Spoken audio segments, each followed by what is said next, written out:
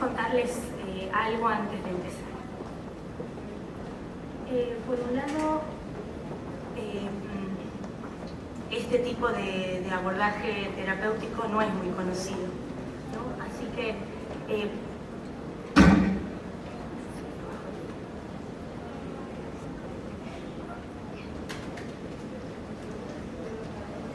bien, así que les quería contar dos cosas. Por un lado, podría haber elegido varias maneras de contarles de qué se trata la danza, movimiento, terapia, pero he elegido esta porque creo que hay parte de la esencia del trabajo que quiero traerles acá. Sé por un lado que es muy pretencioso, ¿no? Porque parte de la esencia del trabajo tiene que ver con lo práctico, porque las danzaterapeutas muchísimo tiempo trabajaron desde lo práctico y desde ese lugar fueron como llenando de conceptos y de teoría y nutriendo de teoría todo el contexto, pero que básicamente tenía que ver con un recorrido de lo experiencial. Por otro lado, me parece muy buena la idea de la propuesta del Congreso. En este caso a mí me sirve mucho porque justamente como la danza, movimiento, terapia tiene que ver muchísimo con la práctica, la parte del taller va a tener la función de cerrar la idea de qué es el abordaje, ¿no? Ahora sí, empezamos. Esta manera que les he dicho que he decidido contarles, yo voy a ir como muy rápido, pero la idea es que entre el último tercio del siglo XIX y la primera mitad del siglo XX tiene lugar toda una serie de acontecimientos, tanto en lo social, en lo económico, en lo cultural, como en lo artístico, que más tarde posibilitan lo que es la danza, movimiento, terapia. Por un lado, todo lo que sucede durante la Primera y Segunda Guerra Mundial y todo el regreso de los soldados desde la guerra con lo que hoy conocemos como síndrome de estrés postraumático y que se llenen los hospitales de enfermos psiquiátricos. Por un lado eso, por un lado el psicoanálisis con su descubrimiento del inconsciente y la aceptación del concepto de motivaciones inconscientes.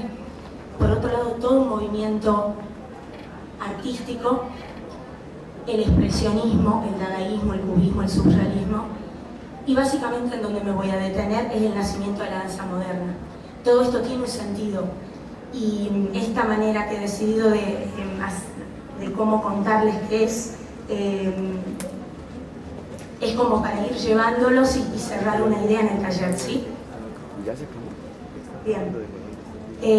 La danza moderna surge en un momento de reacción al ballet clásico, de reacción contra posiciones y movimientos estilizados del ballet clásico.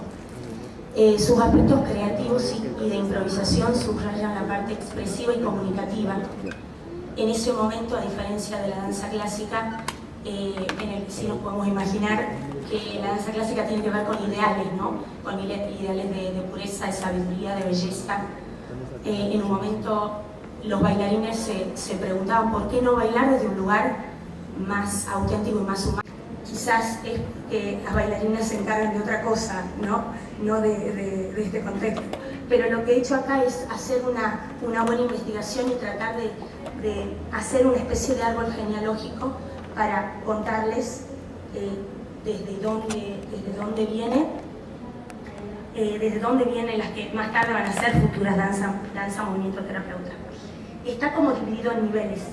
Acabamos de hablar un poquito de Isadora Duncan y está como dividido por un lado en estas escuelas europeas de danza moderna, por este lado de escuelas americanas de danza moderna.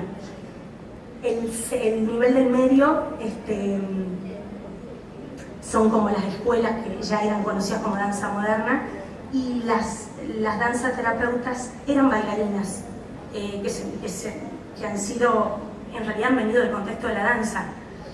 Así que lo que les puedo contar, vamos a empezar por las escuelas americanas. Isadora Duncan influencia tanto a las escuelas europeas como a las americanas. Ella tiene mucha influencia en lo que se va a llamar la escuela de Denis Shawn.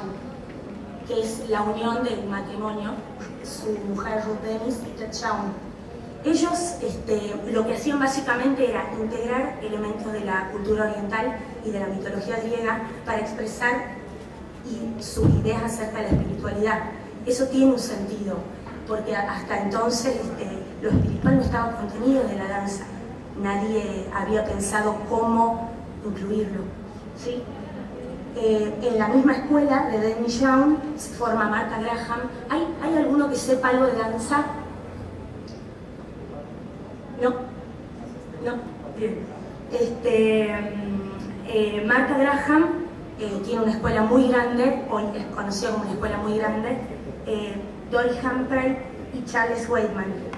Charles Weidman y Doris Humphrey trabajan juntos, forman una escuela.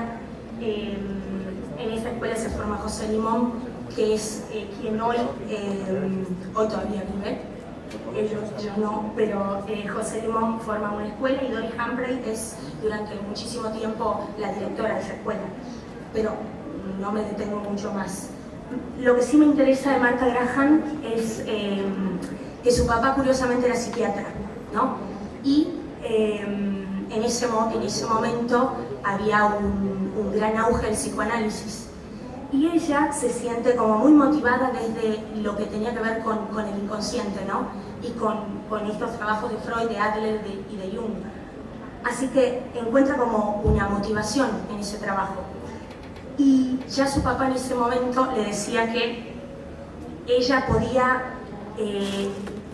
observando el movimiento de una persona, saber con qué tenía que ver eso, ya en aquel momento.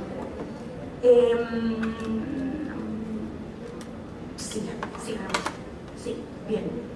Sí me detengo en ella porque me parece que tiene algunas cosas que son bastante particulares y con las cuales estoy trabajando últimamente. Doris Humphrey, lo más interesante de ella es que ha construido una técnica desde una filosofía. Ella le gustaba muchísimo la teoría de Nietzsche, así que desde ahí crea una serie de conceptos filosóficos desde los cuales los nutre de técnica y crea una técnica, ¿no? Parecía ser necesario tener para ella un motor real y orgánico para el movimiento, y ella lo encuentra en este binomio, caída y recuperación. La técnica en sí tiene mucho que ver con el uso de la gravedad como fuerza, y que el cuerpo trasciende las leyes y cómo el cuerpo trasciende las leyes de gravedad. La gravedad, que es lo que hace que caminemos, ¿no? Porque nos tira hacia abajo, con este binomio de caída y recuperación, lo que intenta es proponerlo como metáfora de muerte, vida, resurrección, de lucha por la verticalidad y por la sobrevivencia. En lo último que estoy trabajando ahora con pacientes, tiene mucho que ver esto como herramienta para trabajar el enraizamiento, ¿no? Como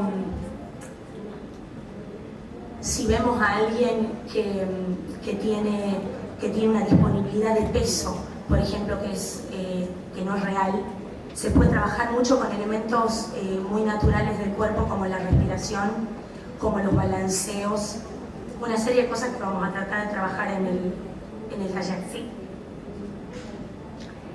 Las fuerzas adversas simbolizadas por la fuerza de gravedad. Su técnica tiene que ver con una metáfora de vida y con una lucha por vivir. Esto de caer y recuperarse, caer y recuperarse.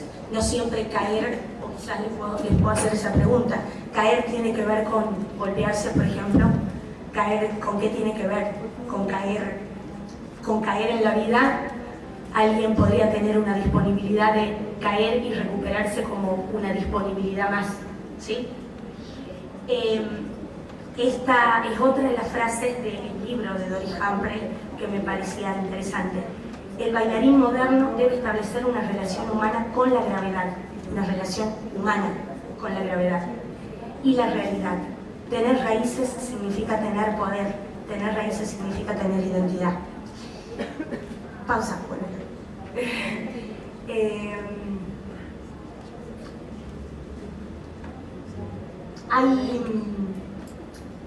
Hay muchísimo más que podríamos detenernos acá. A mí me interesa mucho porque hasta el día de hoy trabajo como bailarina, pero no es el objetivo de la razón por la que estoy aquí. Así que si les interesa toda la bibliografía que tenga que ver con danza, que en un sentido muy importante da como una idea y una base de dónde entender la danza movimiento terapia, les recomiendo esa página.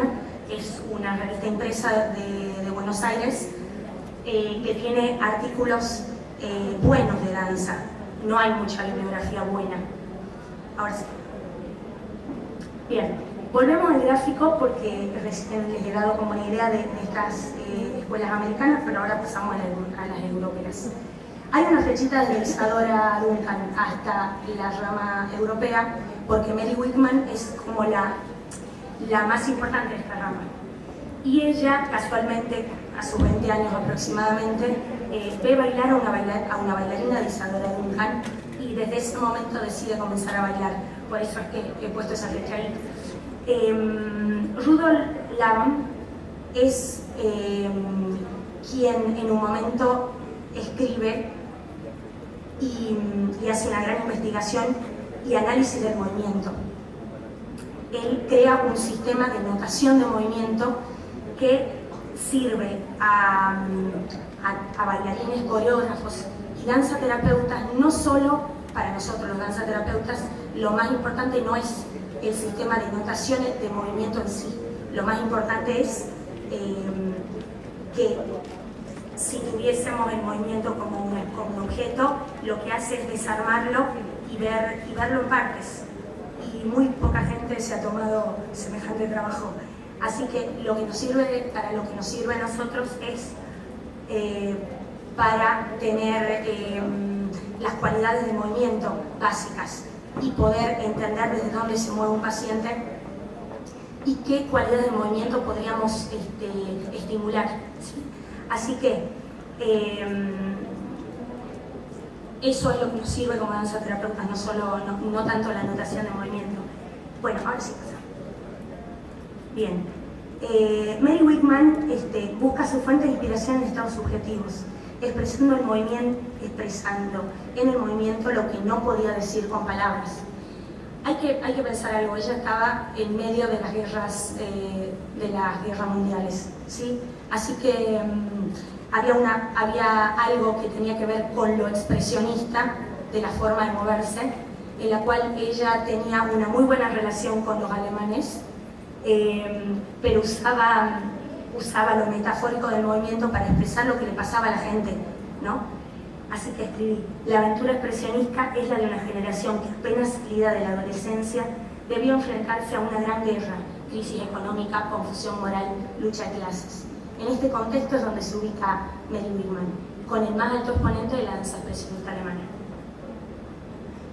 Ella ha trabajado con 4 aspectos básicos: el expresionismo, la dimensión espacial, la danza sin música, que tiene muchísimo sentido, ya les explico por qué, y el principio de tensión-relajación.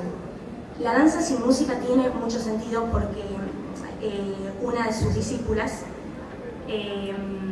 Mary Whithouse, trabaja sobre ese concepto, danza sin música, y crea una metodología desde donde trabajar. Si yo les pregunto desde dónde se pueden mover si no hay música, ¿qué se les ocurre? Por ejemplo, caminar. ¿Qué más? ¿Desde qué lugar se podría mover alguien si es que no tiene música? Pensando que la música a mucha gente le sirve como un piso y un sostén de algo, ¿sí? Y que es una buena herramienta para nosotros. Del recuerdo, desde la imaginación, desde lo subjetivo, ¿sí? Por eso yo he elegido este lugar desde donde contarles que es la danza movimiento terapia, porque creo que tiene un sentido si lo explicamos desde la danza, ¿no? Yo personalmente he bailado toda mi vida y he buscado la especialización, pero sin saber que existía. ¿sí? El movimiento tiene un ingrediente auténtico que no sirve desaprovechar en lo terapéutico. El movimiento en sí, más que la danza. La corriente recibe este nombre de danza-movimiento-terapia básicamente porque las precursoras eran bailarinas, pero la palabra danza a veces está como una especie de obstáculo, ¿no? La gente piensa danza-movimiento-terapia, entonces si no tengo técnica de danza, acá no es un campo como para mí, ¿no? Así que por eso en un primer momento tiene solo el nombre que le ponen es danza-terapia. Después la Asociación Americana, de la cual le voy a hablar en un momento, le agrega la palabra movimiento, tratando de dar la idea de que una persona no solo este contexto no tiene que ver con un movimiento técnico o una coreografía, tiene que ver con un lugar desde donde moverse. El movimiento más simple puede servir, ¿sí? Ella tenía un alto sentido de la introspección. Hay como imágenes que lo que quería era como darles la idea de no es el ballet que vemos en la tele ahora. Esta gente estaba siendo pionera, estaba descubriendo otro lugar desde donde moverse, otro lugar desde donde sentir, ¿sí? Su mundo interno reflejaba el caos que le tocó vivir. Eso, ¿se me va a salir esto? Eso tiene mucho sentido porque en realidad básicamente lo que hacemos los danzaterapeutas es apoyarnos mucho en lo expresivo, ¿sí? Y ella básicamente lo que ha hecho de una manera natural era expresar todo ese caos en donde estaba viviendo, ¿no? Las guerras mundiales, por otro lado Isadora Duncan, del otro lado de Norteamérica, era súper soñadora, andaba con una túnica, ¿sí? Las culturas tienen muchísimo que ver aquí. El momento histórico tiene muchísimo que ver, los movimientos literarios, artísticos, porque eran bailarinas, eran artistas. Ha tenido un impacto formativo en alguna de las primeras psicoterapeutas. Bien, en 1940, de 1940 a 1950, comienzan a emerger en diferentes lugares de Estados Unidos el interés por la utilización de la danza y el movimiento con fines terapéuticos. Sí. ¿Por qué en Estados Unidos? Porque a causa de las guerras mundiales, estas mujeres que eran absolutamente pioneras en algo, se tienen que ir de Europa, ¿sí? Bien, hemos llegado a la pionera. Marion Chase, que es llamada en muchos libros de danzaterapia la gran dama de la danzaterapia. Por un lado, ella había estudiado en la escuela de Danny Sheffield. Se había formado con Martha Graham y con Doris Humphrey. Cuando ella abre su estudio, se da cuenta que la gente que venía a bailar no venía desde nutrirse de una técnica para bailar, que en la danza clásica eso era lo más común. Acá venían a desarrollar, a ganar más confianza y autoestima. Desde ese lugar venían. En los años 40, desde los años 40, ella empieza a experimentar con danza-movimiento, cuando en realidad el abordaje no se lo conocía con ese nombre. Y parte de lo que les quería contar es que esto no es nuevo, pero me parece que en parte, como la mayoría de las precursoras son bailarinas y definitivamente se han metido en el contexto a trabajar de esa manera, no les interesaba llevar un registro del trabajo. Ellas trabajaban desde otro lugar, por eso hoy es muy poco conocida la danza-movimiento terapia. Recién hoy uno está como tratando de abrir el campo porque tiene mucho sentido, porque es un abordaje bastante integral.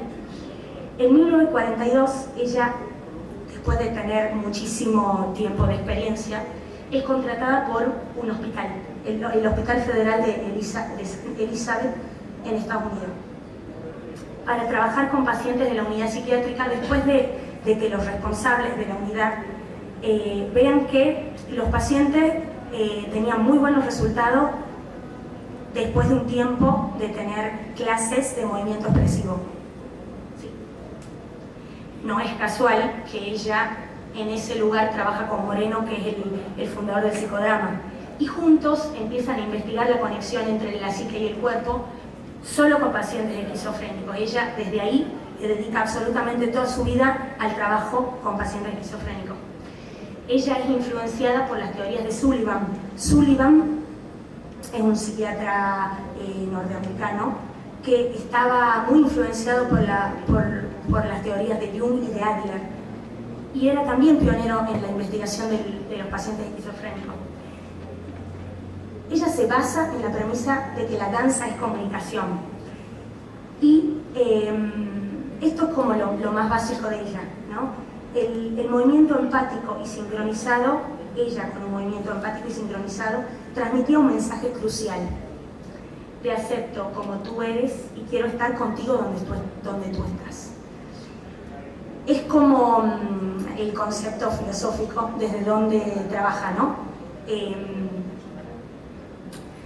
Cómo tratar de acercarse a un paciente esquizofrénico cuando está en su mundo, cómo tratar de acercarse a un paciente autista cuando está en su mundo, cómo tener acceso a ese mundo.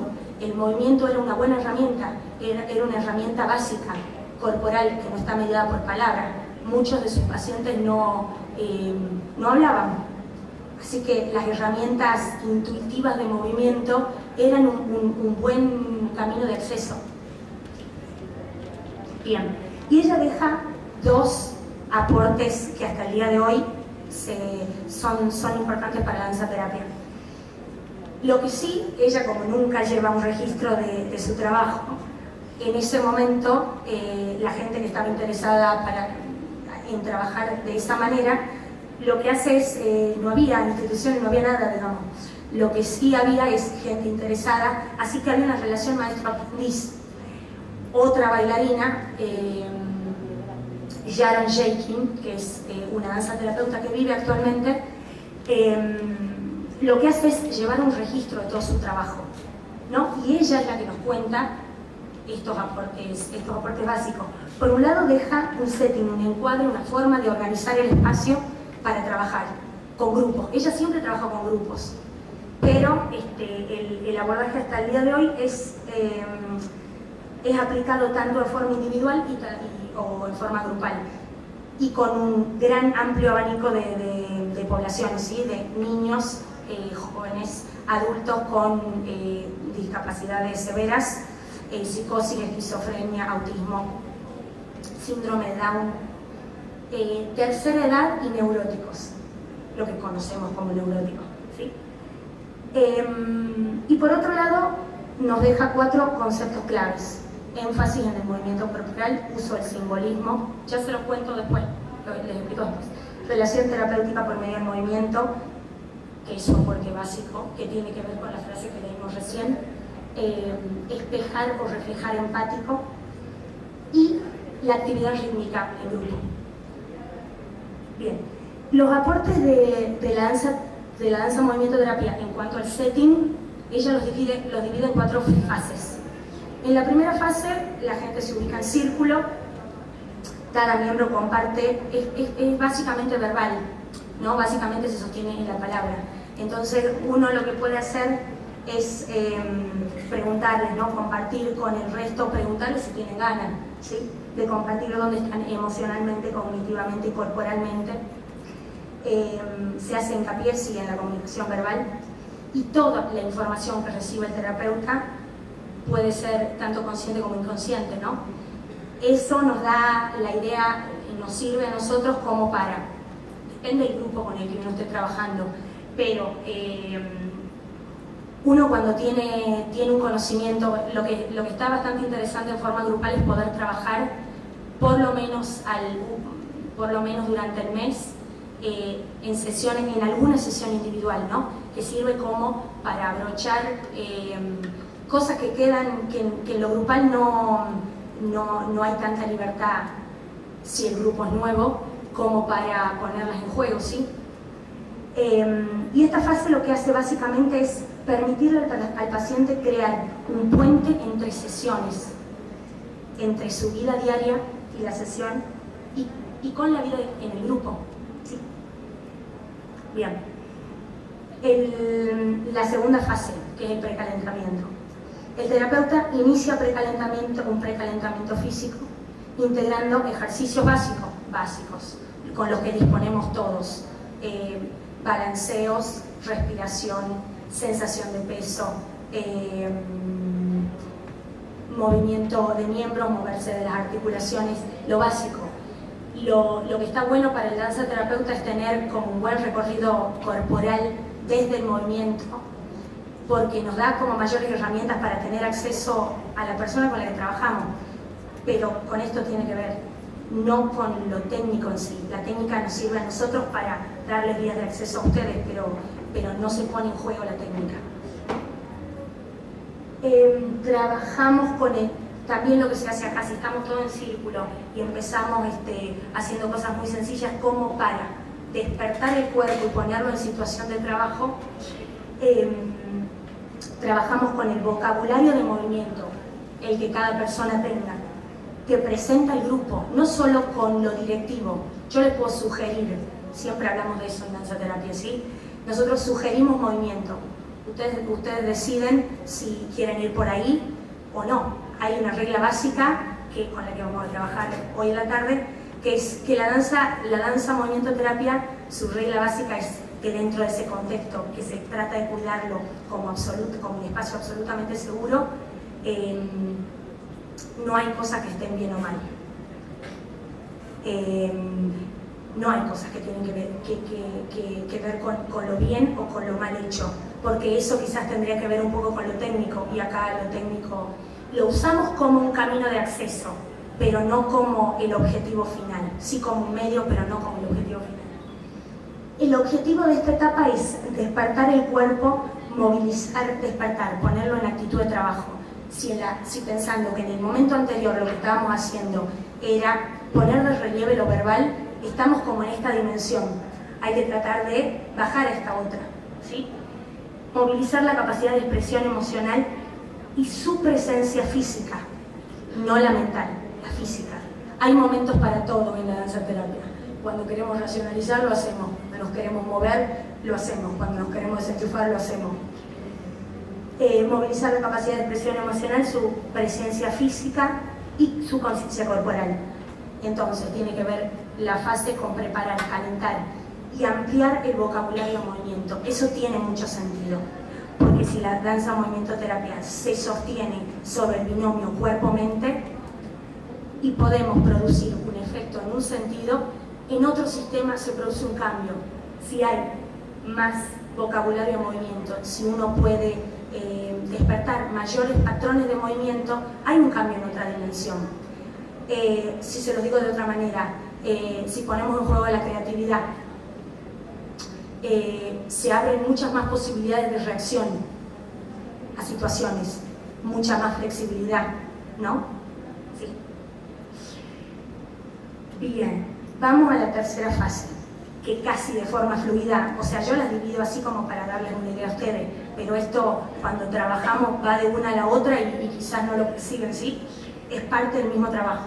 El proceso en sí tiene que ver con la calidad de movimiento, la dinámica de movimiento que hemos explorado en la primera fase, que surgen naturalmente, porque yo les puedo dar una sugerencia, pero hay algo de ustedes que surge ahí, ¿no? Con las cuales yo trabajo. Esa ida y vuelta entre el paciente y el terapeuta está muy claro acá. Está muy claro que hay que estar muy atento de dónde está, que hay una distancia y una distancia, entre comillas, una presencia humana muy fuerte en esta forma de trabajo.